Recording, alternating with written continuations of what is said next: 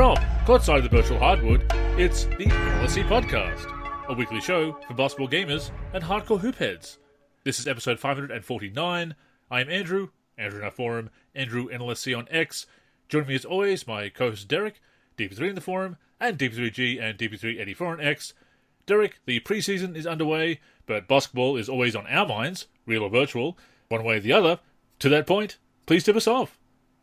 So, Andrew, before I get into this week's agenda, you know what puzzles me? It's 2024, the height of access, the height of social media, and the height of video recording, sharing, and editing tools. But at times, it seems like we see a severe lack of sharing. Not only that, it feels like people shared more gameplay over a decade ago with the likes of 2K13 and 2K14. I just found this odd. And one of the reasons why I wanted to put that NBA 2K25 Legends gameplay video together for the NLSC YouTube is because the structure of it is kind of a blast from the past. It's a plethora of highlights to music, all in the name of fun. And of course I loved it because I love those Legends, love seeing you play with the Legends, lots of MJ highlights, so you know that's going to appeal to me. And also remind me, of course, of the NBA home videos we had back in the day, great highlights to cool music. But yeah, it was a throwback to some of those mixes we used to see, gameplay mixes back in the day. You know, I used to go on the NLSC forums and go into the video sections for the individual games. And I just used to see people sharing the coolest highlights. And, you know, it could have been, you know, a Derrick Rose highlight reel or something with LeBron or, you know, somebody using some classic content, you know, with Jordan and whatnot. And they'd be showing either one great highlight or they would show a funny moment, or they would show a compilation like I did with the Legends highlight reel where they would put it to some music they found online. And those people, most of the time, didn't even care that the footage was in like 480p, right? Sure. Or 720p. Sometimes the footage would be like high quality today, like 1080p, etc. But more often than not back then, they were sharing it 720p or lower. And but it was about the moment, right? It was about the happening on the virtual hardwood. It was about the player they were using. It was about, you know, the scenario that was playing out. Or it was just a damn cool highlight. And I just don't see that as much anymore. And and I'm not sure why, because the consoles, you know, they're better at sharing highlights than ever. It's easier to do it than ever to, you know, quickly upload to YouTube. There's different apps now that people can use. And, you know, a lot of people do have an Elgato when they're sharing from consoles. But for PC recording tools, we've never had more, you know, options and whatnot. Not only more options, but to, you know, options to record in high quality. You know, for example, OBS is free. People don't even need to pay for it.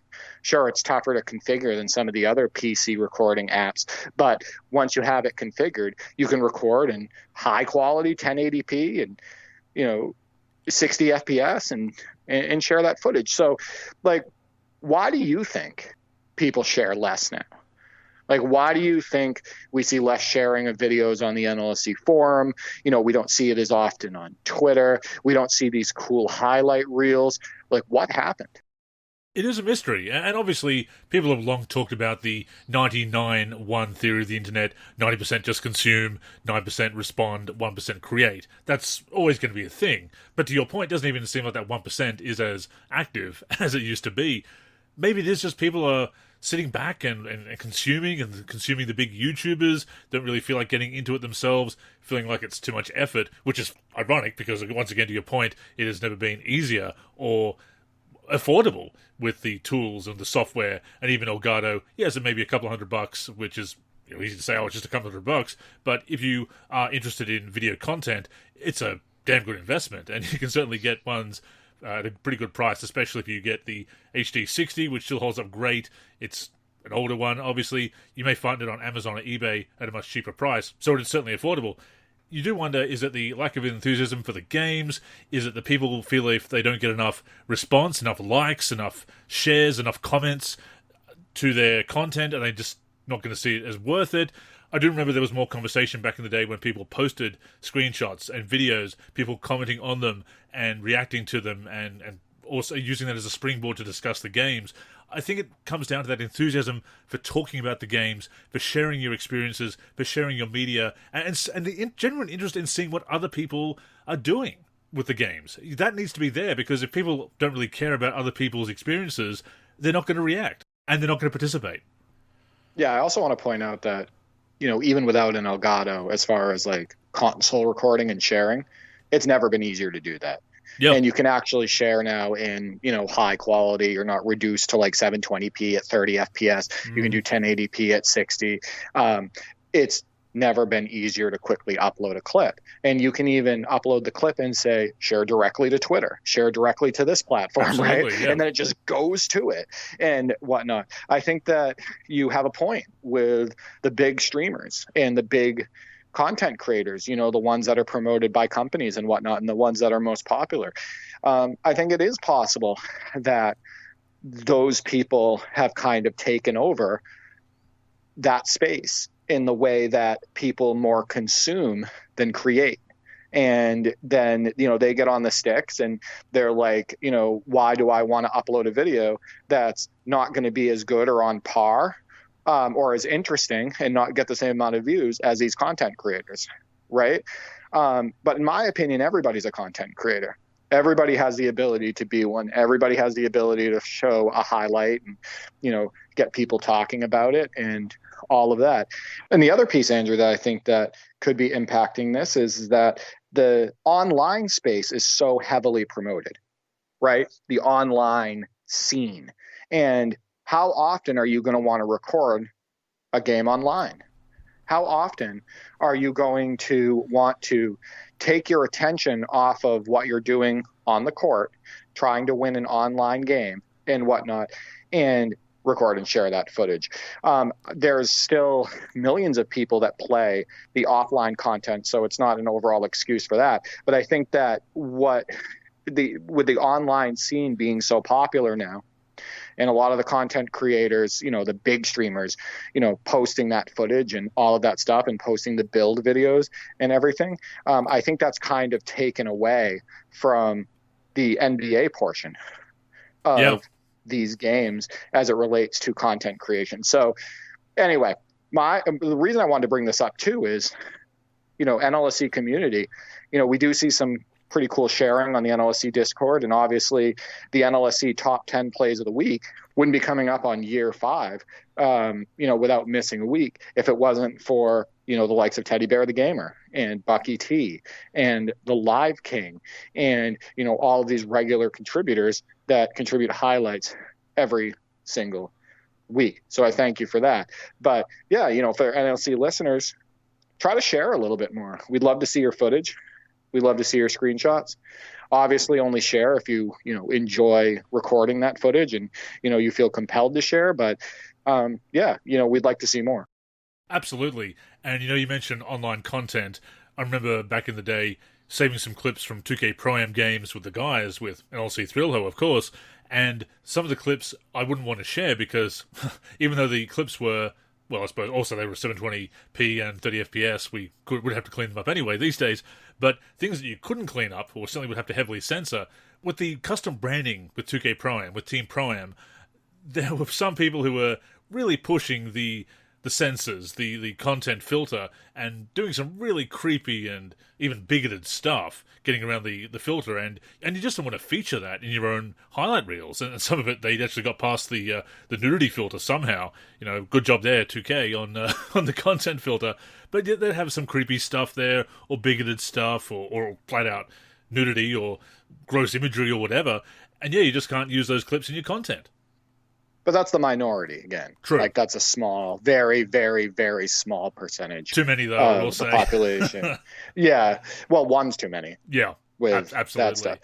But I also want to point out that we should applaud the NBA 2K development team because honestly, I think they get it as it relates to sharing. They put in a built-in highlight builder. Absolutely. In NBA 2K25 so you can build a highlight reel. They added photo moments with all the filters and whatnot to give you cool looking screenshots and whatnot. Why are those cool? Because not only is it a good way to look back at the action, but it allows, for some cool sharing options and whatnot. So, that was a great move by the devs. But shout out to those people who do share your footage, and we love to see it. And I always get super excited when I get a top 10 clip, because I get to throw it in my editing program and add it to the countdown and everything. And you guys are awesome. And to the community, like I said prior, not to repeat myself, but we would love to see more. Definitely. And community oriented initiatives do require participation, obviously, and I would encourage everybody to talk to each other about what you're playing. Take interest in each other's gameplay, to go back to that point. The story section in our forum, Derek, when it was at its height of popularity back in the day, people were interested in following each other's stories and commenting and offering suggestions and asking questions about what was going on, and even staging interviews and posing as reporters and getting involved with each other's stories. That's the community spirit that we want to see. So it's great that we have these regular contributors and new contributors coming up all the time as well. But get involved with each other. Take an interest in the games, enjoy the games, and enjoy talking about the games with each other, and take an interest in what we're all doing. Yeah, and I'm not even talking about just, more sharing on the NLSC. Like, this isn't like a selfish, PSA. This is, I want to see your stuff on Twitter, right? I want to see your videos go up on a YouTube channel, and I want to subscribe to you, right? Like, I want to see you enjoying the game and everything. And like I said, it's not for everybody. If you want to just sit back and not worry about sharing, that's fine. I do want to say that I hope people have been appreciating the gameplay videos that I've been uploading to the NLSC YouTube as it relates to NBA 2K25 and releases prior, but more recently just NBA 2K25, and just kind of the structure of those. Now, obviously, the feedback on those videos has always been positive, so obviously the people who are tuning in are enjoying it. But there's kind of a throwback element to that footage, whether it be game highlight reels, whether it be the 2K25 Legends highlight reel with music in the background and just like a plethora of awesome highlights, etc. I have a lot of fun making those videos, and when I make them, I do hope that it also inspires some of our listeners, some of our viewers on the NLSC YouTube, etc., to maybe jump into an editing program and make a highlight compilation, maybe something similar, maybe something, where they go down their own path and do something completely different. It doesn't matter, but if you like those gameplay videos, maybe you could take some ideas from what I've done, and that can inspire you to do something with your own gameplay. I certainly hope so.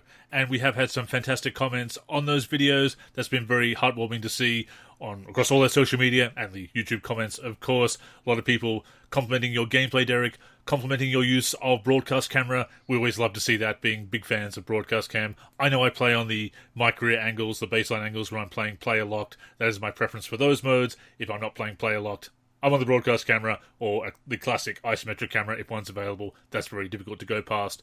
And to your point, passion is what drives all of our content, this podcast, my articles, our videos, of course, even mods. It has to come from enjoyment of games, passion for basketball gaming, passion for what you're doing. Let that passion flow through your content and inspire you to make content. That is what we do. And as you said, Derek, we hope that inspires the community.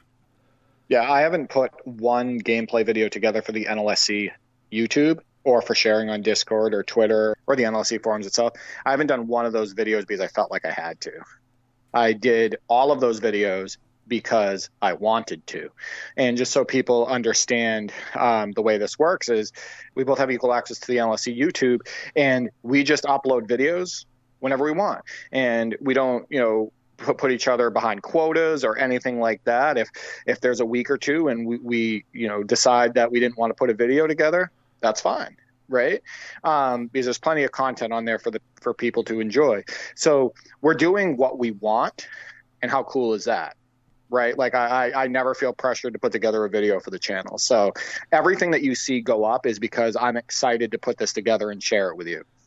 And because we enjoyed playing the games. I've played some games before where, I enjoyed it because I enjoyed basketball gaming, obviously, Derek, but it wasn't a particularly exciting game or didn't produce many highlights. So I don't keep that recording. I don't make anything of it. But plenty of other games do. I share that just as you do. Once again, it all comes from our enjoyment of games. That is what we are trying to stress here. And backing up to the point about build videos and so forth, look, I understand that there is a meta. I understand wanting to take tips from people who definitely know about that stuff and know about the online scene, but don't be afraid to experiment. I know that it is tough with all the grinding that goes on, but there's a lot you can do offline before you jump online, so don't be afraid to enjoy the game your way. Don't let us or any other content creator or anyone else in the community tell you how you must play. By all means, listen to advice and solicit suggestions, but enjoy the games the way you want. Also, be cautious, because a lot of these content creators are monetized, and oftentimes they can just be putting stuff out there in order to get clicks, right? Which is why you see some of the same content creators say, hey, check out this build. This is the build you should use. And then a week or two later, just kidding, this is a build, right? Because when they put out the new build video, what's that going to do, Andrew? That's going to get thousands upon thousands of clicks, yep. Right? And it's going to get them attention, and it's going to often get them monetization. Some of these people are also part of the 2K program, all of that stuff. So, and I'm not saying that that's always a bad thing, but like I stated, just be cautious. And as you know, the way it works is the more builds you create, the more money goes into 2K's bottom line, right? Because what happens is if you have to create a new build, you're starting at that low overall again, and you have to build up, which often makes people put more money into the game. So I agree with your sentiment. I think that people need to be more independent with these games. I think they need to be more cautious about who they listen to, and kind of keep in mind what a lot of these content creators' goals are. etc. And I think that the most important thing is that you jump on this game and you don't feel pressured to do anything, and you're jumping on the game to have a good time. Indeed. And with that being said, stay tuned for my Terry Hansen build video. Yeah. Well, they can't. There's no build. I mean, he's so all around, Andrew. Yeah, Basketball God. That's the build name. Right, exactly. I mean, he can post up. He's going to catch oops. He's in the mid-range. He's shooting threes. He's a great teammate. He's fast. He's strong. I mean, what? There's no one build for Terry Hansen. Before we go on, a reminder that the NLSC podcast comes out every week on the NLSC, NBA-live.com, as well as our YouTube channel. We're also on Spotify, Apple Podcasts, and other podcast apps. If you're listening on any of those apps, we'd greatly appreciate a review. To keep up with the show and everything we're doing with basketball gaming in general, connect with us on social media. On Twitter and Facebook, we are the NLSC. We also have an Instagram, NLSC Basketball, and on YouTube, we're youtube.com/NBA Live Series Center. Once again, visit us at NBA-live.com, where in addition to the podcast, you'll also find all of our original content, as well as our forum and modding community.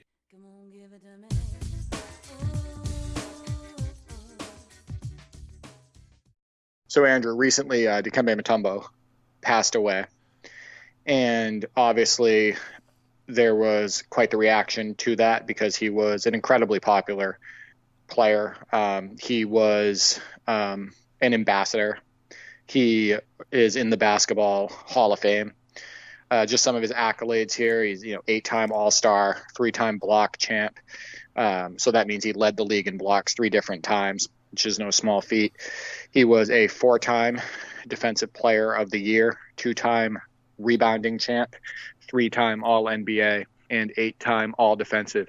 And one of the most impressive things about Dikembe Mutombo, Andrew, is that he, as far as his NBA career goes, he started his career late in the league at age 25 and 91, 92, but he played until 42 years old, which is the same age right now as Diana Taurasi in the WNBA. And she's super impressive this year. She still put up about 15 points a game and whatnot at that age, but he played all the way up until 08-09 with the Houston Rockets.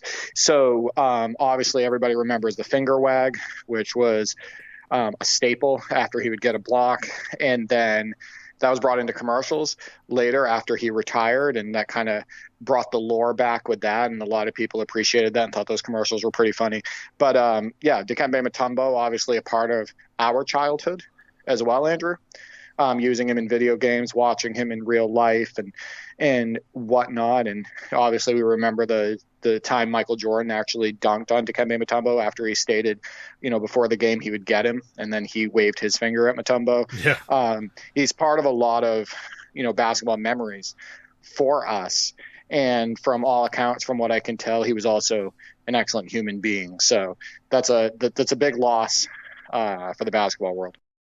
For sure, and it's been a tough year for losing legends, obviously. Jerry West, Bill Walton.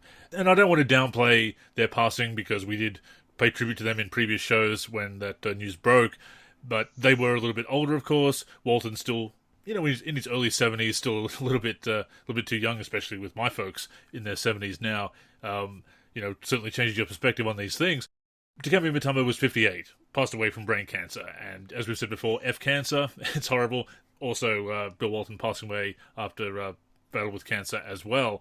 And yeah, to your point, Dikembe Mutombo talked about how much of a humanitarian he was, how much of an ambassador he was, and certainly a fine player. One of those players that made defense very fun to watch, the way he'd spot shots. Of course, when he brought out the finger wag. And, they tried to cut down on that, called it taunting, as they do every so often. They try to cut down on taunting in the NBA. And you kind of roll your eyes at that because it's never really called fairly across the league, and it takes some of the fun and the spirit out of the game. But yeah, the finger wag, he got away with it by wagging the finger at the crowd. Not at the opponent, but at the crowd. He did get to waggle a finger, and of course when people did actually get to dunk on him, because if you are a great shot blocker, sometimes the great dunkers will get you, they would wag the finger at him as well. I remember Joe Smith doing it back in the day as well. So a very entertaining player from that perspective. Underrated as a scorer, I would say. Definitely a Hall of Fame talent and a Hall of Fame human being from all accounts.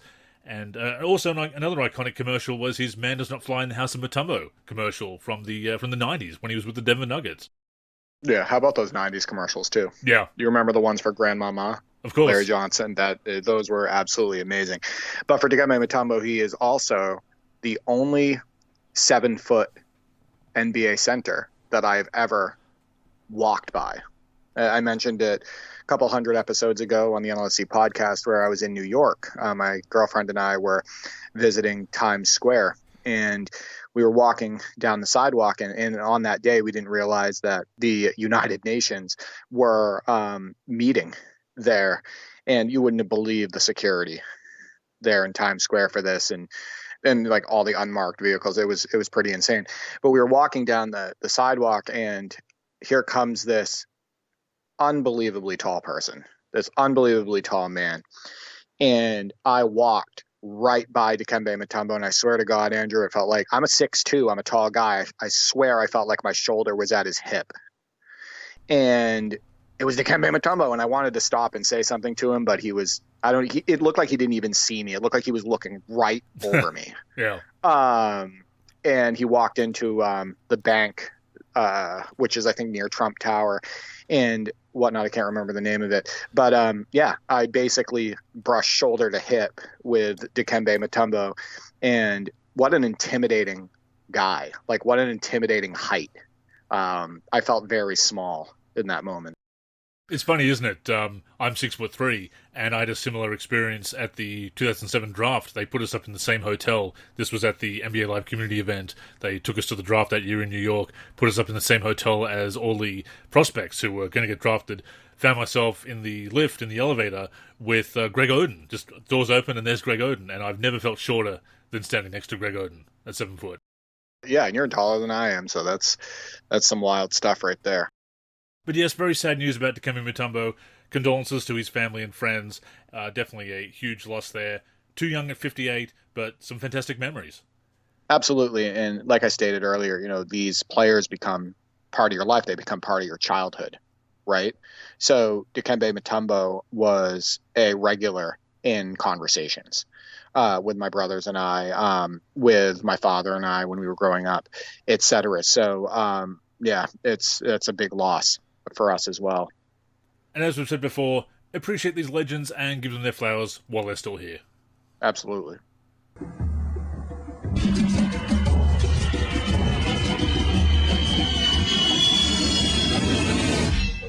Man does not fly in the house of Mutombo.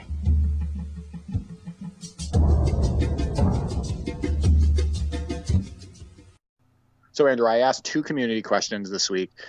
First one, basketball gamers, name your underdone starting 5, meaning these players are not as good as they should be in basketball video games. So I'll throw it over to you first. Who do you got? So I've interpreted the question maybe a bit more specifically than you intended. I've got some specific examples for specific games, or a handful of games as the case may be. First of all, Gary Payton in NBA Jam Tournament Edition, all around his ratings are just not as good as he should be. He's still functional because it's NBA Jam. The ratings do matter, but it is obviously very simplified gameplay compared to the sim games, and even lower ratings can still perform fairly well. That's how the game is designed. But steal rating of 7, 3-point rating of 5, which is the same as Sean Kemp in the game. Just not as powerful as he should be. If you compare his ratings to the other players on the Sonics and players of similar stature around the league, he's very underdone. I can see that. Another supersonic that I find to be underdone in video games, who is not, I didn't put him on my list, but he absolutely could be on my list, is Sean Kemp. I think Sean Kemp historically in NBA 2K games and in some of the NBA Lives is way too slow. Like you and I both know that he was really quick, operating out of the high post, and he could get a first step on his defender. And sometimes you would see him in highlight reels also take it from the 3-point line all the way to the hoop. He can put the ball on the deck and push it, etc. But in basketball video games, historically, if you're not playing an arcade game, Sean Kemp is a slug. And, he, like, by default, you can't really do anything with him in the high post.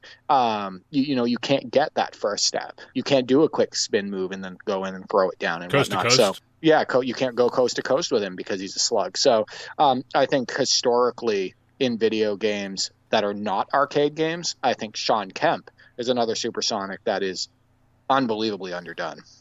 We saw that playing with the Jordan era rosters in 2K25. Absolutely.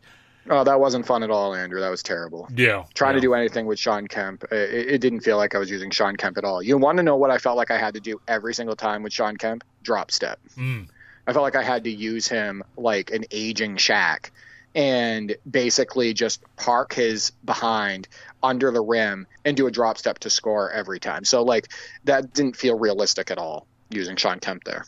It seems like they've given him his hefty Kemp ratings for athleticism there, which is just wrong for prime Kemp. The thing with Hefty Kemp, though, you watch that Portland footage, Orlando, etc. He was still spry, hitting those mid-range shots, and he was still spry and quick on his feet. Like my talk about, Michael Sweetney when he gained weight, he was still spry, right? He still had that footwork and whatnot. And I'm not saying that, Hefty Kemp was, with Orlando, was going to blow by you and throw it down on you, the majority of the time. What I'm saying is that he operated in many different ways than just a drop step. Yeah, even absolutely. Then, right? So, yeah, underdone in video games in general, especially sim games. Speaks volumes that our NBA 2K10 session with that 91-92 roster, he played better in that unofficial roster than an official roster with the Jordan era in my NBA eras in 2K25. Says it all. This might sound a little weird because he was at the end of his career. He was coming from a major injury at the time and wrapping up his career. Kobe Bryant in NBA Live 16, his shooting ratings, particularly his 3-point shooting ratings, they just don't gel well with that shooting mechanic that they brought in Live 16. Even with a perfect release, the way they handle the percentages and the dice roll with that, it's a good shooting mechanic, but his ratings, even though they were logical as far as his percentages had dropped, but they just didn't work with those shooting mechanics. Gotta love that because we're dealing with a similar issue with NBA 2K25 right now with both the NBA and WNBA side of the game. The shooting mechanic often matters far more than the player that, like their real life counterpart. For example, we're playing the WNBA and Sabrina Ionescu, who, as you remember, she competed against Steph Curry in last year's All-Star festivities in a 3-point contest, and she did very well. She's a great shooter. But her shot form doesn't mesh with her great ratings, and you can use somebody like Cameron Brink in that game and shoot a far higher percentage consistently, even though her shooting ratings are lower. And the reason for that, Andrew, is because the shooting motion is hard to shoot, right? Like the shot, base, and release for Ionescu is just way harder to master. There's like a hitch in her shot. So it doesn't matter how much better of a shooter she is than Cameron Brink. I'm giving the ball to Cameron Brink if I need an open three, because I know for a fact, whether it's me, Nick, or Mark, my two brothers and whatnot, we have a much higher % chance of hitting it with Brink because Brink's shot is just effortless, her shooting motion. So kind of in a similar vein, like what you're talking about, the shooting motion in the video game matters. Oftentimes it matters more than the ratings themselves. Oh, for sure. If you have a broken mechanic, broken animations, you can still have that 95 shot rating, or shot rating in the 90s somewhere, max it out if you wish, get some badges, and it just doesn't work out. Or it's not as easy to shoot with great shooters, and it really should be, because they're supposed to be effective shooters on the virtual hardwood, just as in real life. So absolutely. Speaking of great shooters, Kyle Korver. Now, Korver wasn't an all-around great talent, wasn't a triple-double threat, tremendous defender, anything like that, but oftentimes his ratings outside of his shooting attributes were so low that his overall pretty much made him a scrub. It dragged down his overall rating, he'd fall out of the rotation way too easily. Kyle Korver just never seemed like... It just seemed very hard to represent Kyle Korver, or certainly he was underdone in the official rosters. So... you and I have a different take on Kyle Korver. But I want to go back to the other point that you made as it relates to shooting forms earlier. So I want to just give an NBA example real quick. Julius Erving, it has a far easier shot to shoot than Kevin Durant in NBA 2K25. Meaning Julius Erving, who is not a great three-point shooter, who is not great at pulling up in the mid-range and whatnot, his shot is so easy and so effortless in that game, you would almost want him to be taking that shot as a human-controlled player over Kevin Durant. And that is definitely not the way it should be. No. But it's just because of the way Kevin Durant's shooting form works in the game. Korver has given my brother Nick and I nightmares over the years in video games. My brother Mark easily, effortlessly masters his shot in every video game. I think I stated it on a recent podcast. It's not uncommon for him to hit 15, 20, 25 threes. Not kidding. That's true. 15, 20, 25 threes in a game against us, and just firing from all over the court. His shot isn't super accurate in the 2K games. And while it was more accurate in the NBA Live games, I don't think any game really got Korver's shot exactly right. But especially in the 2K games, his shot is so easy to shoot. It is effortless. It is fast. It's right from his face. So it's a low, fast release. And he pummels us with him. He doesn't rely on Kyle Korver for speed. Like, he's not relying on him for quickness. He's not relying on him for any athleticism. It's basically throw it up the court and fire. It was probably because of the way he was using him in that simplified way that made him so effective. But he always... to your point, Korver was always available, no matter which version of Korver, in the later rounds of a fantasy draft, because the rest of his ratings, dribbling, which he wasn't a strong dribbler, right?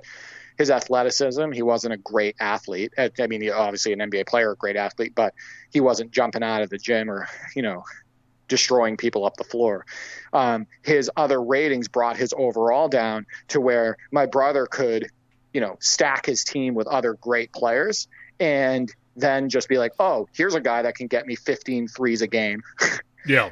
Here in the later rounds, and I'm going to throw him on my team, and I'm going to start him, and I'm going to kick your behind with him. So I don't think he was underdone from a shooting perspective in the video games, at least going by my experience.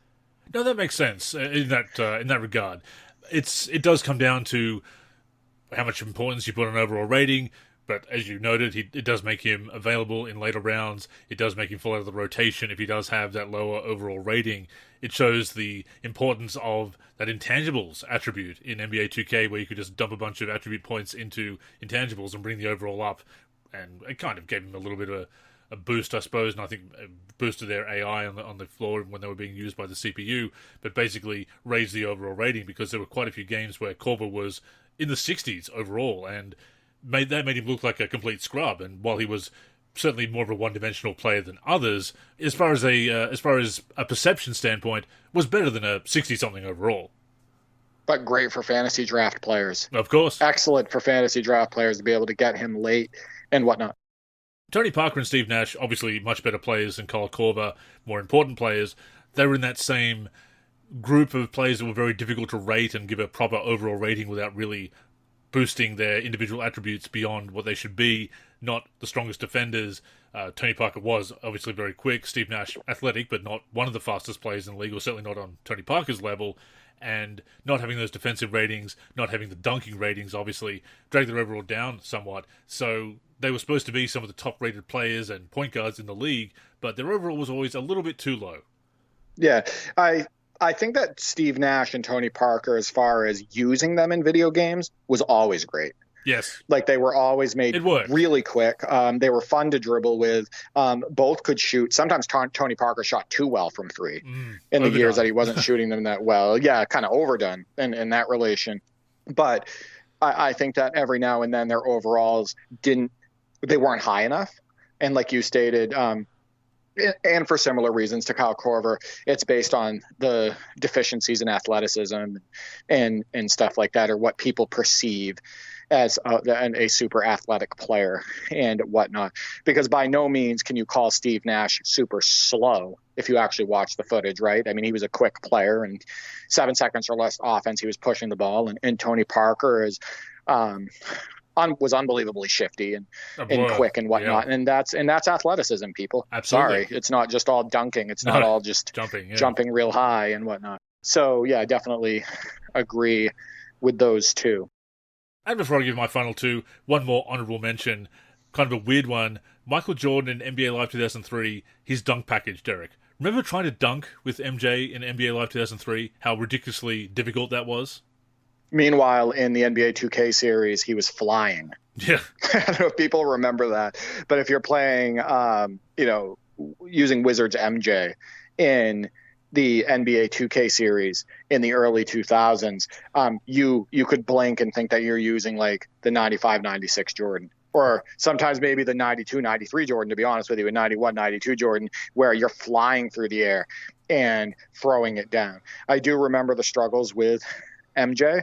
I feel like they were trying to lean hard on making him realistic, making him ground Jordan, right? Making him jump shot MJ and all of that. And it did work to an extent. But yeah, I mean, he was pretty underdone from an athletic standpoint in that game. Needed to switch his dunk package to the next one up was a bit more appropriate. So that's what I used to do in the rosters. So getting to my final two in the Underdone starting five, I know it's cheating to mention legends, Derek, but Ralph Sampson in so many NBA 2K games, whether it's a My Team card, whether it's there on the all-time Rockets, just too slow, just too unathletic. This is somebody who could run the floor like a gazelle, tremendous athlete, tremendously talented, yet very underdone. You know what's funny? They actually kind of underdid Wembanyama in NBA 2K25 as far as his ability to move around the court. He feels stiff. He feels kind of sluggish and whatnot. And I understand probably why they did that, because they didn't want him to be super overpowered. But yeah, they're kind of doing the same thing with Wembanyama right now as far as, his creation. But yeah, Ralph Sampson, not only is he historically underdone in video games, in the My Team rosters and whatnot, but did you see how short his arms are in the NBA 2K games? Yeah. It's like they didn't even care. Like, he has T-Rex arms. He looks like a 7'4" Desmond Bane out there. And it's like, you can't even get his arm measurements right and give him normal length arms or longer arms than normal length because he had a huge wingspan. Like, put a little bit more effort into this legend. Yeah, right? Sure. Into this dominant player, because he was a gazelle getting up and down the court. He had a huge wingspan. He was a capable mid-range shooter. He was a good post player. He was an unbelievable athlete. So yeah, I agree. Ralph Sampson has been incredibly underdone in recent 2K games. And I think that that's a combination of two things. I think that the devs made the historical content low priority, the lowest of priority. And that's one of them. That's one of the reasons. And I think the other reason is because the person that's, creating these players doesn't know what the hell they're doing. They don't know their basketball history, and they honestly don't care. And they don't have a reason to care. Yeah, it's unfortunate. Completely agree. And the final player in my Underdone starting five, another legend, Moses Malone in various NBA Live games, his appearance as a legend in those games. This is something that I actually noticed working on the ABA mod, the Work in Progress ABA mod that we talked about a couple of weeks ago, that you put together that video from our session, our playtesting session with that Work in Progress mod. And it made me go back and look at some other games that he's in from that era, and also some 2K games as well. Very underdone, and quite frankly, a lot of his ratings seem to be based on old Moses Malone. Just a 79 overall, actually, in NBA Live 06's default rosters. And look, overall ratings aren't everything, but then you look at the individual ratings and you see, oh, that's why his overall looks so wrong. So many of these individual attributes are wrong as well. Again, seem to be based on old Moses Malone, and that seems to be an issue with some other legends as well. As I mentioned in a previous show, and as we've talked about off-air, there's a lot of legends in the mid-2000s NBA 2K games, big men who can't dunk. They just have, for whatever reason, very low dunk ratings. So yeah, a lot of legends are underdone in previous games, but I did notice Moses Malone specifically was particularly underdone with his ratings. And just a reminder, too, as I get into my list, NBA 2K series, they're not the only people who made legends low priority as far as making the player and making them accurate. And I'm going to get into my five now, and the first name that I mentioned is underdone in NBA Live games and in NBA 2K games. Hakeem Olajuwon, Andrew. So NBA Live, I'm going to start with talking about NBA Live 2004. You ever notice that almost every shot with Olajuwon is a flick? Yep. It's because they don't allow him to shoot in the mid-range. Like, he can't shoot in the mid-range. Hakeem Olajuwon, Andrew, who that was one of his go-tos, is that pull-up in the mid-range, or facing up and jab stepping and then shooting it over his defender. You know, spin moves in the mid-range into shots. You know, his post fadeaway, all of that. But NBA Live, in the early NBA Lives, you couldn't even shoot with him. The game would force a flick. You would brick everything. Like, come on, this is Hakeem Olajuwon, right? Any version of Hakeem Olajuwon, even Toronto Raptors, shouldn't be flicking mid-range shots or be terrible from the mid-range. And then in the NBA 2K series, you know, let's make Hakeem Olajuwon a slug, right? He was an incredibly athletic player, you know, for his position and whatnot. I've shown footage of him taking Parrish and other players off the dribble from the three-point line and throwing it down in the paint. He had some of the best footwork, if not the best footwork, for his position of all time. He would get up and down the court effortlessly. He would fly in for putback dunks, all of that stuff. They drastically underdo him from an athletic perspective in the NBA 2K games. So you're operating with Hakeem in the, you know, high post and whatnot, and you feel like you can't do anything. And the other piece with Hakeem, too, is with the 2K series, his signature shot, it's not even close to accurate, because why care about, you know, historical accuracy, Andrew, right? Like I said, the people that put these players in the game and assign these signature shots, you guys should be ashamed of yourselves. It's ridiculous. But he's barely getting off the ground. He's shooting it from the wrong part, you know, of his body. So like he's shooting it from like his chin or whatever. And his post fadeaway looks wrong. His regular shot looks wrong. You feel like you can't shoot with Hakeem Olajuwon. So like Hakeem Olajuwon just drastically and horribly underdone in most video games, and for me it makes him not fun to use unless I can completely, you know, overhaul his signatures and tendencies and attributes.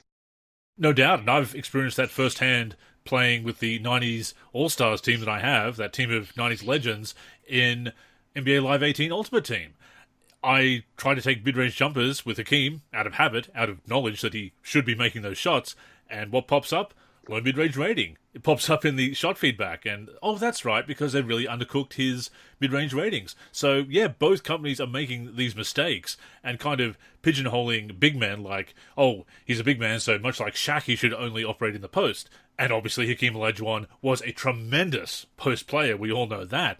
But as you said, the mid-range was his bread and butter as well. Is it a mistake, or is it just they don't care? Yeah, true. Do they not care and not know? And do they think it just doesn't matter? So that's the stuff that bothers me. No, it's certainly an error, if nothing else. It's a huge error. Next up is Amare Stoudemire, and for similar reasons to Sean Kemp, is you can't use him like his real life counterpart in most video games because he's not quick enough. He can't hit another guy who routinely stepped out and hit the mid range. He is one of the best big men I've seen in my lifetime operate from a quickness standpoint, from the high post and whatnot, and, from the short corner and, routinely flying in for dunks and putbacks and running the floor like a gazelle, all of that. Amare Stoudemire is grossly underdone in most video games. Dirk Nowitzki from that same position as an honorable mention. We've talked about it before.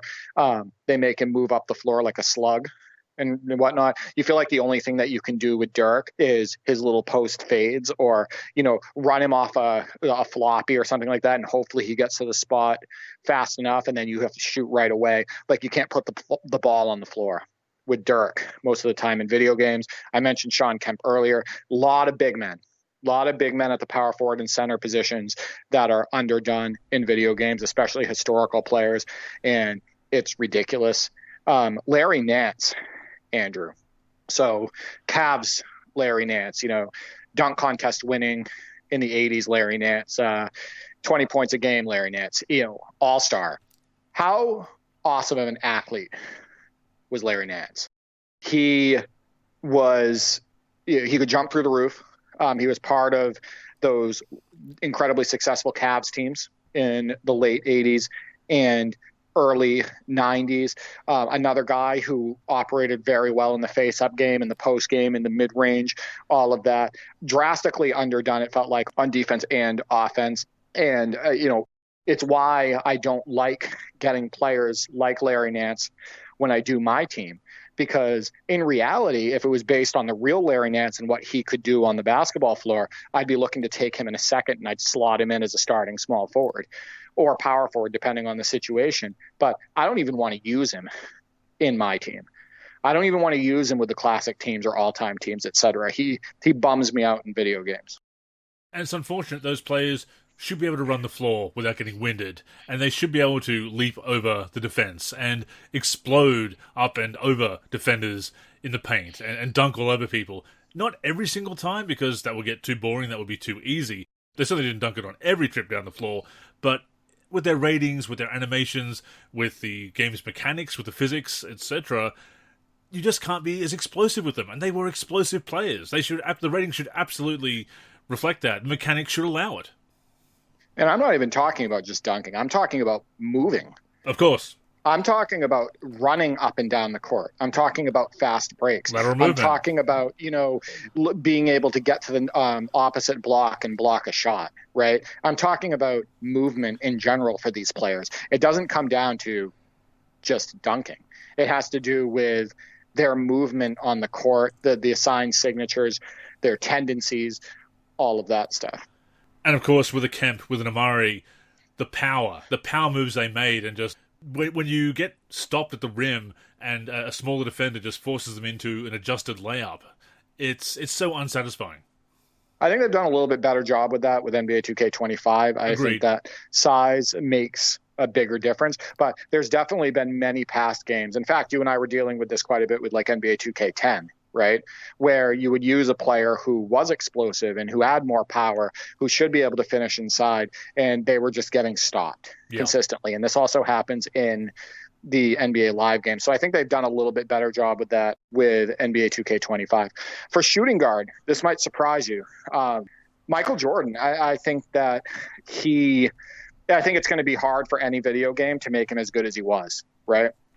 With a first step that he had, and just the speed of which he got up and down the court, and just his overall skill set. But there's been many video games in the past where I used Michael Jordan and I was like, this doesn't feel like I'm using MJ, right?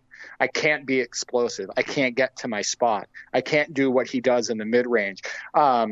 It doesn't feel like I'm using MJ when I'm getting to the hoop. And I felt this way actually with several of the NBA 2K games on PS5 gen. And yeah, I think that it's hard to get a player like MJ right They feel like you almost have to break the game, right, in order to make him play like his real life counterpart. But there's been countless games in the past where I used MJ and I was like, I don't want to use MJ anymore because it doesn't feel right. No, I see that. And like I said, for me, NBA Live 2003, I think you're right. I think they were trying to balance him a little bit, represent that loss of athleticism, the fact that he was more grounded, but then assigned a completely inappropriate dunk package. You've mentioned before you haven't felt like a lot of games have got his animations right since 2K11, that a lot of games haven't quite been able to represent him properly. He's still very high rated, he's still effective usually, but no, I definitely see where you're coming from.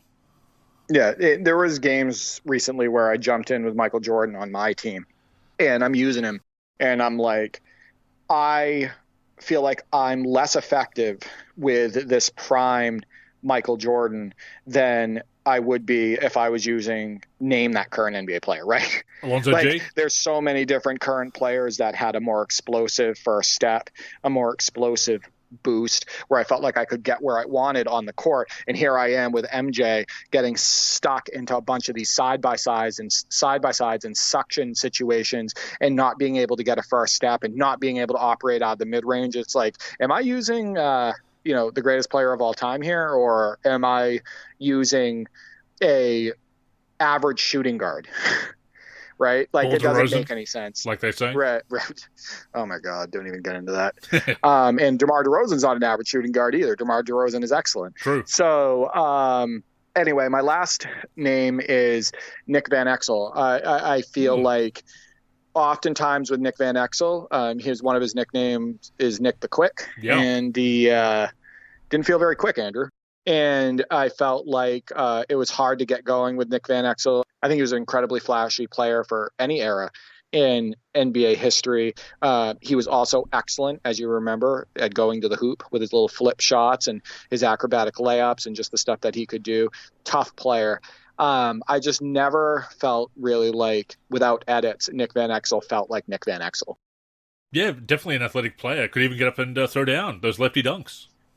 Much like Derek Fisher. People don't remember that. Derek Fisher had some throwdowns. Absolutely. In his day. Jason Williams threw down on Mario Elie, right? Some of these guards could get up, some of these smaller point guards and whatnot. So, Andrew, we did receive a couple responses on Twitter and Discord. Steven at the Live King states 2K7, Gennaro Pargo. NBA Live 2001, Anthony Peeler. NBA Live 16, Monta Ellis. NBA 2K12, Rudy Gay, and NBA Live 18, Porzingis. I do remember being frustrated with Porzingis in NBA Live 18 when I used him because, again, he was a slug and he felt like you couldn't do anything with him.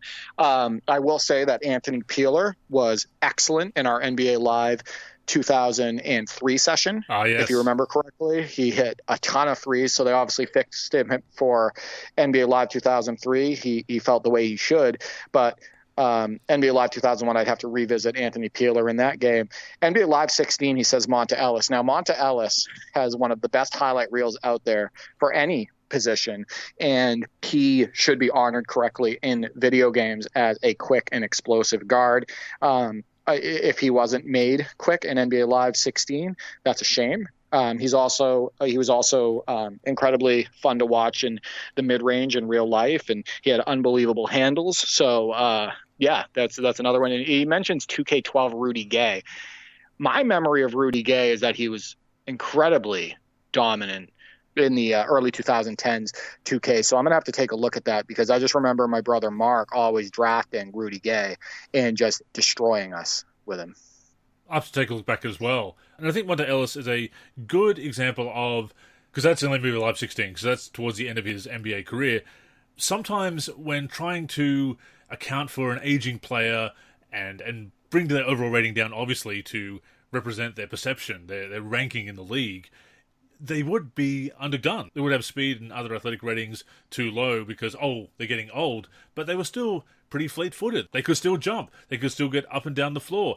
Still had good lateral movement. So even guards were kind of being underdone. I think even Allen Iverson, in some of his last official appearances as an active player, was a little bit underrated in that regard to represent how he was getting older, but they went a little bit too far with it. Yeah, these games act like these players completely fell off, but your eye test tells you completely different when you watched him. Yeah. Right? When you watch that player in those years. ZCB44 on Discord states, For point guard, prime Chris Paul. He states, just never felt like I could score as well with him as I should, but he's still an amazing floor general in the games. Shooting guard Sidney Moncrief, and in parentheses, he states most underrated NBA player of all time. And the same goes for him on the virtual hardwood. They got his lockdown defense right, but his scoring attributes should be upped. I agree with this. Sidney Moncrief feels incredibly slow and sluggish in basketball video games most of the time, and you feel like you really can't do anything with him as a scorer. He states small forward Larry Bird, great player, obviously, but I feel like they never get his athleticism right. My brother and I talk about this often, Andrew. If you don't edit Larry Bird, you can't really do much with him as far as anything outside of doing like post fadeaways, right? And they gave him some nice post move badges and whatnot where you can spin in and take advantage of smaller defenders, but you don't really feel like you're using light-footed Larry, and you can't really use him like his real-life counterpart. Power forward Dirk, same as Bird, great player that is slower than he should be. I touched on this earlier, completely agree. And Brook Lopez, he states again, just way too slow, which says a lot because Brook is already a relatively slow dude in real life. Feels like I'm running him through molasses trying to get back on defense sometimes. So I like his choices, and I agree with every one of them. Yeah, and I understand wanting to not have too many of the big guys be able to run like guards because, no, not all of them can. They're not all David Robinson or Ralph Sampson or Hakeem Olajuwon or even young Shaq. We know how he could get up and down the floor, Derek. But they go too far with it. Yeah, 100%. But also those people that are putting those rosters together don't care about the player that they're putting in the game. True. Which you can tell by the signatures they assign to them, by the tendency ratings, oftentimes copy and paste, oftentimes completely inaccurate, not to their real life counterparts. So it's more of a lack of care and low priority, in my opinion, and probably a lack of knowledge as well. So Andrew, running short on time, but I wanted to get to our other community question this week. I asked the community, hoopheads, name your favorite current NBA player and name your favorite past NBA player. Also give one reason why for each. So, Andrew, I got to be honest with you. It's tough for me when it comes to the current NBA. I don't think I have a favorite player. I can give you people that I like for various reasons. Overall, I like Donovan Mitchell. I like his game. I like his swagger on the court. I like how he's often a leader. And I like the physical nature of his game. He doesn't back down. He uses strength, even at his position, even at his size, etc. I like Jokic because I just like the way he carries himself. He's all business on the court, and he's not in the media saying stupid stuff. He's not in the media trying to get, attention, or the word that people love to say today, clout, etc. He's out there to play basketball. He's out there to win games, and he's out there to be a great teammate. So I'm a fan of Jokic. Giannis, just because I feel like every game Giannis goes into, he's giving 100% effort. I also like the fact that he didn't completely fold to the new way that the NBA is moving to. And it's not new really anymore. It's been this way for the last, 6-7 years and whatnot. But he's still really focused hard on his game inside the 3-point line. And he works his tail off on defense. And I think that seeing a superstar like Giannis work so hard on the defensive end, equally hard too as he works on the offensive end, is really nice to see in today's day and age. And he wants that chase down block. He wants the hardest assignment on the floor. He gets physical, all of that stuff. So like Giannis for that reason. I like the way Jokic and Giannis carry themselves as well. I'd say that I also like the steadiness of a guy like Drew Holiday and his attention to detail on the defensive end. He's kind of a throwback player where it's like, I'm going to give this team what it needs no matter what. And even if it means I'm going to score less, even if it means I take less shots, he's a throwback in the same vein as a guy like Dennis Johnson, right? From the 80s with the Celtics, with those championship teams and whatnot. He's a guy that's going to step on the floor and he's going to say, we need to play great defense on their best player, and that's going to be me that does that. I need to distribute more today. You know what? I'm going to distribute more. Oh, we need me to fill it up from a scoring perspective because maybe JB is out or Tatum, etc. I'm going to give us that. So I love Drew Holiday's leadership and demeanor as well. So what about you for current players? Well, I'm kind of in the same boat, actually, when it comes to current players and favourites. Certainly players that I do like and admire their game as far as really getting invested in them and cheering for them. Not as many as back in the day, I will admit. I am trying to change that, though. I'm actually looking forward to the new season and hoping to pick out some more players to really follow, some younger players, because some of the older players that I like are probably going to be out of the league fairly soon. To that point, though, I do like Jokic as well. Also a big fan of Jamal Murray, his teammate, obviously. Love playoff Jamal. I love that even when he's had a poor shooting night, it doesn't rattle him down the stretch. He will still take those big shots and make those big shots. We've seen that. I love that attitude that, look, I'm a shooter. I'm going to keep shooting. My team needs me to score. I'm not going to be fearful. I'm going to take the big shot. I want that pressure. I want that responsibility. Absolutely love playoff Jamal Murray. And also great to see that he's come back from a devastating injury. Always easier to cheer for a player who seems to have good character, fine player as well, and to come back from an injury like that. Yeah, big fan of Jamal Murray. This is probably not going to be a surprise, being an Australian, and that is really the reason for this. But Patty Mills. Patty Mills is still in the NBA, just signed with the Utah Jazz, actually. Loved Patty Mills' game. Really loved that Game 5 performance in the 2014 NBA Finals, just helping the Spurs go on that huge run to put away the game and win that championship. Obviously, Kawhi Leonard was huge in that series and was the Finals MVP, but Patty Mills had that huge performance. Again, he's had some huge performances in the Olympics as well. Represents our country with pride and honour. Great sportsmanship. Just an easy play to cheer for. You gotta love, too, when some of your favorite players are not superstars, right? Takes me back to the times when I was, such a big fan of so many role players on the Celtics and whatnot, and I'd cheer for them extra hard. So Patty Mills, obviously an outstanding player, just like Drew Holiday, but they're not on the superstar tier. Yeah. Right. I also wanted to mention that I love Zion Williamson's game when he's healthy, whether you think he's overweight or has too much weight, etc. I think he gets doubled more than maybe anybody in the league when he has it going. I've watched games where they are doubling him, whether he has the ball in the post, whether he has it at the top of the key. They are sending multiple defenders at him everywhere. And it's just because he has the ball on a string. He has a very good handle for his position, and he is a wide body, and he's unbelievably quick. And once he gets downhill, you're finished. And when he wants to play hard, I think he can be an excellent defender. So Zion is one of my favorite players to watch, and I really hope he gets it together in his career. So Andrew, favorite past players? I'm just going to run through a list of names. So Allen Iverson, been following him since his Georgetown days, was a fan of him then, still a fan of him now, even though he's obviously retired.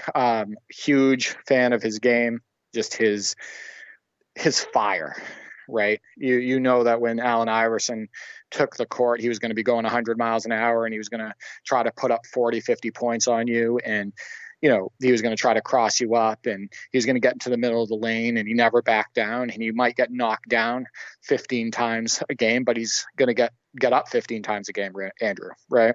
So I just loved his mid-range game, the way he attacked the hoop. And just like his will to win. So big fan of Iverson. Clyde Drexler, I still think he's underdone oftentimes in video games, and they have the wrong signature shot assigned to him. I think he's often too slow as well. But in real life, I just loved Clyde Drexler's business approach to the game. He would get on the court and he was all business. And I also think he's an underrated team player and passer. People don't talk about it. He had over 600 assists in a season once. Good floor general, oftentimes, from that wing position, and a good passer on the break and whatnot. I think he had some of the best highlights in basketball history. And I think that he looked even better at times when he was with the Rockets, because his game kind of came to a mature point, much like the 95-96 Jordan, where if you watch the NBA Finals in 1995, Andrew, you would see Clyde Drexler posting up more, right? Using his size better, hitting little post fadeaways, or, bullying in the paint. And, because he still had the athleticism, the jumping and whatnot. You look no further than his throwdown on Sean Elliott and some other dunks he had in a Rockets uniform. But his overall offensive package and it oftentimes looked even better in those Rockets years. But I just liked his overall game and his business approach to it. Jason Williams, ball on a string, best ball handler I've ever seen, to be completely honest with you. And Chris Webber echoed those shots on a show as well. Sure, I don't like some of the stuff Jason Williams has stated after he retired, but as a player, he was so fun to watch from a passing standpoint, and a ball handling standpoint, and a swagger standpoint. And then just a couple others, obviously Dominique Wilkins and Michael Jordan, for obvious reasons. But that's what I got for favorite past players for now. And look, I wish I could give you a more original answer than Michael Jordan. He is my all-time favourite player. I've said that in articles, said it on the podcast. It will not surprise any long-time readers or listeners to that point. I mean, it's MJ, right? I mean, the demonstration of skill, that brilliance, the incredible highlights, the fact that, look, there's been many amazing players then and now, and spectacular players and great athletes who can produce fantastic highlights. But so many times with MJ, it was just like, that's not possible. A human being can't do that. And I know that sounds cliche and corny, but that's how you felt watching him. And watching him win all those games, feeling invincible as a Bulls fan, feeling that your team was invincible, unbeatable. They weren't completely unbeatable. They didn't go undefeated, obviously, but double three-peat, what can you say? Just an incredible player, the GOAT. Scottie Pippen is a player that I've soured on, obviously, because of his takes in recent years, but definitely one of my all-time favorites. Derrick Rose now and Ben Gordon are past favorites now as well, with Rose retiring recently. Sean Kemp is one of my all-time favorites. It was actually my cousin Clinton's all-time favorite player, so I kind of became a big fan of him as well. Such an exciting player back in the day, him and Gary Payton, the original Lob City. Antonio McDyess was very briefly in the running to be my new active favorite player after MJ retired in 1999 when the lockout lifted, or just before the lockout lifted, and he retired for the second time, but not last time, as we now know. McDyess, great character, tremendous athlete before injuries took that away from him. Very bright future, never quite reached his potential, but also a very fun player to watch in that Sean Kemp build. Probably not a surprise there, knowing that I'm also a Kemp fan. And also Hakeem Olajuwon. I grew up playing center. I tried to emulate some of his moves. Obviously couldn't do them anywhere near as good as he could, but he was the center that I admired, with the footwork, with the being able to play at both ends, the post moves, etc. So I could never be Hakeem, obviously, Derek, but he was definitely a pivot that I tried to emulate. Yeah, and there's so many players that we could name, right? Oh yeah, like there's people I didn't name, like James Worthy, Ralph Sampson, Nick Van Exel. I loved McDyess as well. Sean Kemp. Penny. There's Mark Price, Penny Hardaway. Yeah, like honestly, my list of favorite past players is long. And that's why fantasy drafts are so fun in our house, because we look at that list and, we do like an all-time fantasy draft, and it's like, oh my God, these guys have been a huge part of our life, right? And there's so many likable players and so many players that we want to take and whatnot. I also want to point out about MJ, it wasn't just his athletic performances on the court that wowed you. It wasn't, just the layup on the nets, right? It wasn't just his adjusted layups and stuff like that. It was the all-around package and how he would be able to take over games, like when he took over the games against the Heat and whatnot. His ability to just dismantle an opponent, to dismantle a team, his ability to, if he wanted to, score 40 or 50 on just mid-range shots, or score, 30 or 40 on post moves. He could do it if he wanted to. And it was just a marvel to watch. And if he wanted to attack the rim all game and give you 30 or 40 that way, he could do that. Just his all-around skill set on the offensive end and how he could take over games. It wasn't just his athleticism, it was everything. And it's also the fact that he was a ball hawk on defense, right?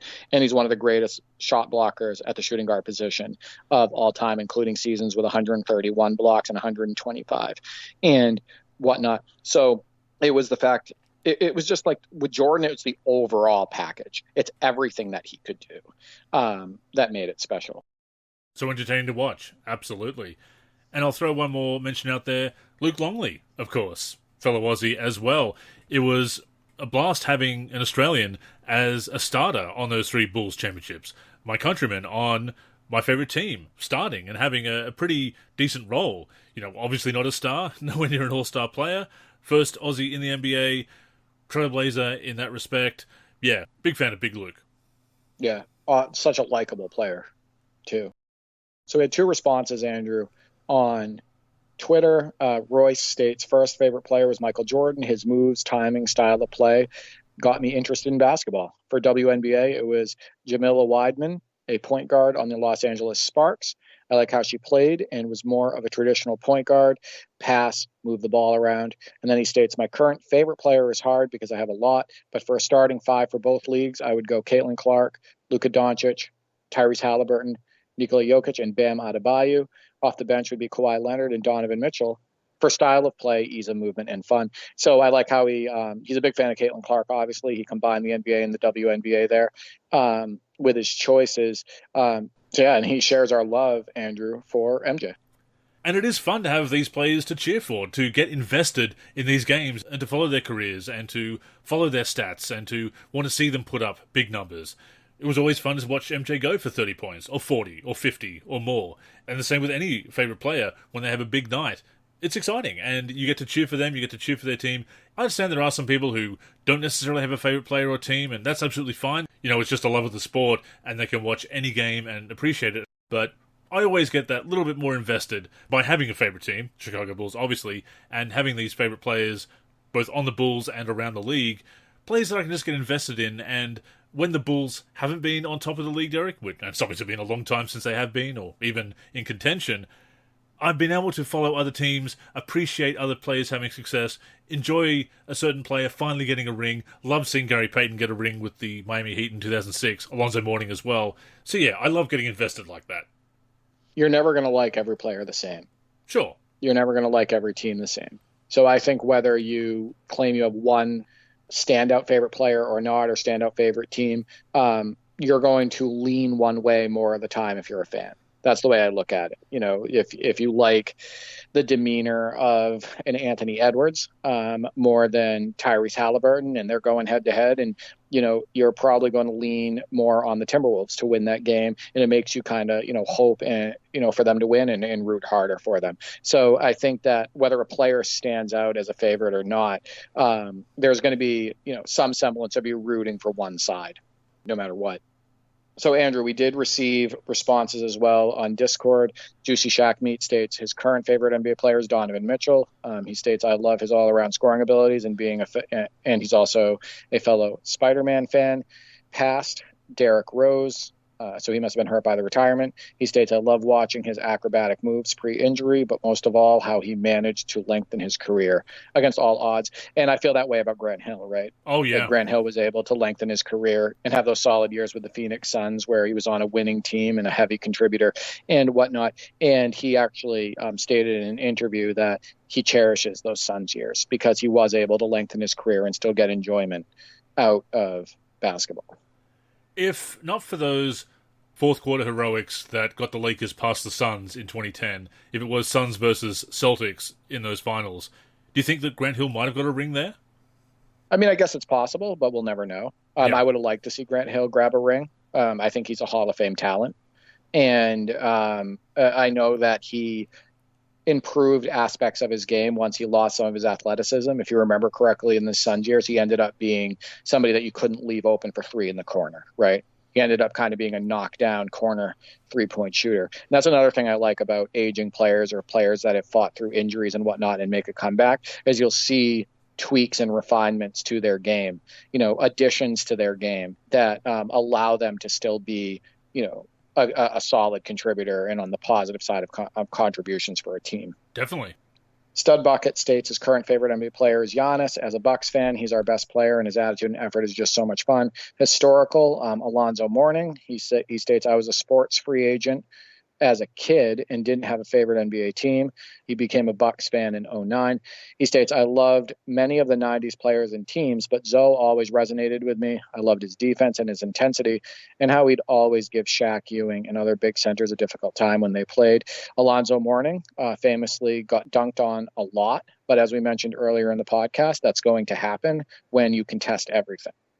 And he said that in an interview, I believe, as well, where he states, of course, I got dunked on a lot. I contested absolutely everything at the rim. And let's not forget how many shots he sent back, Andrew, and how great of a rim protector Zoe was. So, yeah, I was always a fan of Mourning as well. And coming back from a kidney transplant, that was a lot of toughness there with Zoe. Another great comeback story, right? And then they went on to, win it. He won a title with the Miami Heat as a backup big in 05-06. ZCB44 states current is Giannis. He states he's already my favorite athlete of all time. He's amazing to watch, and he brought an NBA title to Milwaukee, which I thought I'd never see as a Bucks fan. Dude is king for life in this city. Past, he states, this is a hard one for me as I love so many past players for various reasons. For the sake of giving one answer, I'll just go with Dr. J, even though he retired long before I was born. I played as him all the time in NBA Street Volume 2 growing up in the 2000s, and I thought his afro, old school New York Nets uniform, and signature gliding dunk in the game were just so cool. And the fact that I'd then go watch real highlights and see that he was indeed as effortlessly cool in real life, which made him such a larger-than-life figure to me. I'd love my NBA eras to expand to the 70s so I can get prime Dr. J. So Julius Erving is very unique in basketball history because of his trajectory from the ABA to the NBA and how he was such a high performer in both of those leagues. And just he just was so cool. Like he mentioned, cool customer on the court, cool customer off the court, hard to find fault with Dr. J. He's also one of the most effortless jumpers I've seen. I've talked about it on past shows, talking about how Russell Westbrook impressed me, where it was like he was jumping off of a launch pad, right? He would get into the middle of the paint and you would think that guy does not have enough speed to explode here. And he would just launch himself off the floor and throw it down. I find that when I watch Erving highlights, he was very similar. Sometimes you would think that Erving was going towards the hoop in slow motion, but then he would somehow propel up towards the hoop just absolutely effortlessly and throw it down with his head near the rim. So cool customer, cool to watch on the court, and he had a cool game. Old school cool, absolutely. And ZCB44 being a big Bucks fan as he is, of course, Julius Erving actually drafted by the Bucks 12th overall in 1972. In fact, working on that ABA roster, Derek, has been interesting to see players from the ABA who were taken in the NBA draft and basically decided to go for the ABA instead. Quite a lot of them did at the time, as Dr. J did, obviously. So, yeah, what could have been there?